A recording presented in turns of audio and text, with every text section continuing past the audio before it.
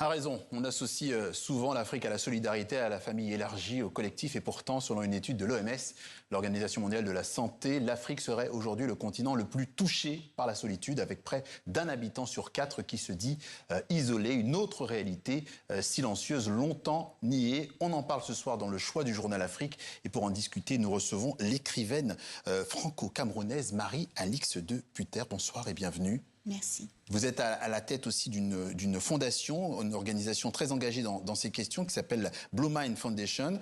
Je parlais de réalité silencieuse. Qu'est-ce qui personnellement, vous a alerté sur ces questions ?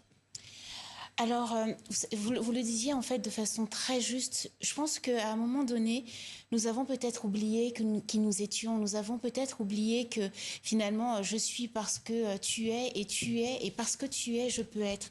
Donc à la Blue Mind Foundation, nous formons notamment des coiffeuses à être de meilleures écoutantes pour leurs clientes, et ça permet ainsi de pouvoir contribuer à améliorer la santé mentale de ces femmes, parce que les salons de coiffure sont finalement des lieux aussi communautaires. Ouais. C'est dans l'étude de 2025 de la solitude aux liens sociaux, ouvrir la voie vers des sociétés plus saines, que l'OMS effectivement a dressé son constat. La solitude touche qui en Afrique prioritairement? Est-ce que c'est indistinctement ou prioritairement certaines franges de la population? Alors aujourd'hui, nous avons, si on va un peu plus loin que la solitude, parce qu'il faut vraiment pouvoir matérialiser ça en souffrance, nous avons 150 millions de personnes qui vivent avec des troubles de la santé mentale aujourd'hui en Afrique. Ce serait un peu l'équivalent de dire toute la population française et du Canada réunis souffrent de troubles de la santé mentale.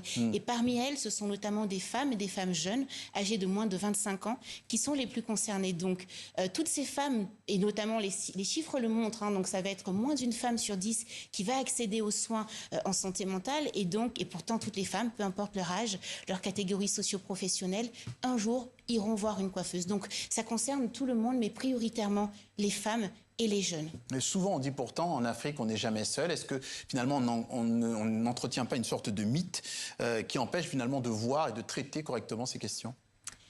Malheureusement, en fait, on pourrait le voir de deux façons.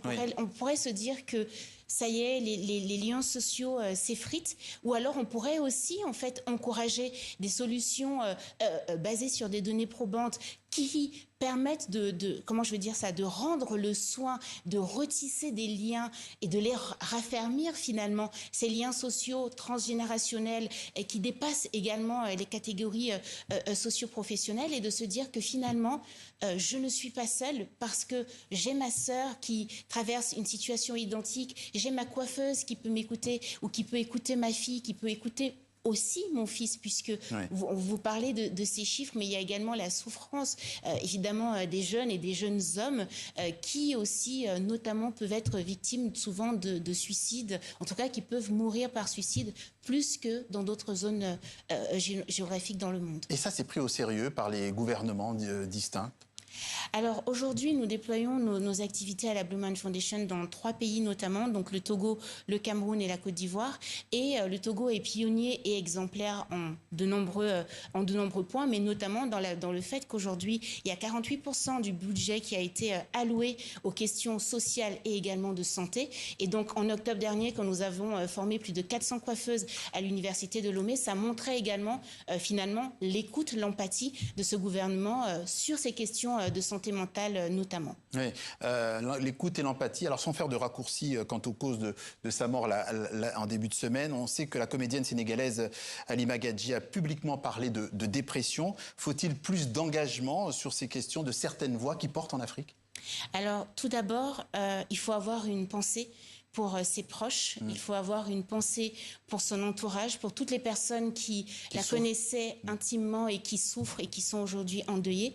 Et ensuite, il faut saluer le courage exemplaire de Madame Gadji qui a porté avec une telle humilité, avec un tel courage, ces sujets de santé mentale au moment où ça faisait plus l'objet de moqueries que de prise au sérieux, à la fois par les communautés, mais également par les pouvoirs publics. La question aujourd'hui n'est plus simplement, je dirais, notre émotion qui est vive et qui est légitime. Il s'agit surtout aujourd'hui de savoir ce qu'on fait et ce qu'on veut faire pour demain.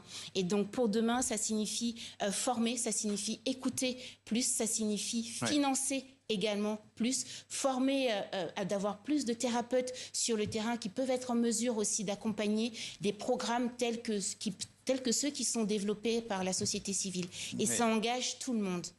Et on suivra ça effectivement avec attention, surtout que la population urbaine africaine devrait doubler d'ici 2050.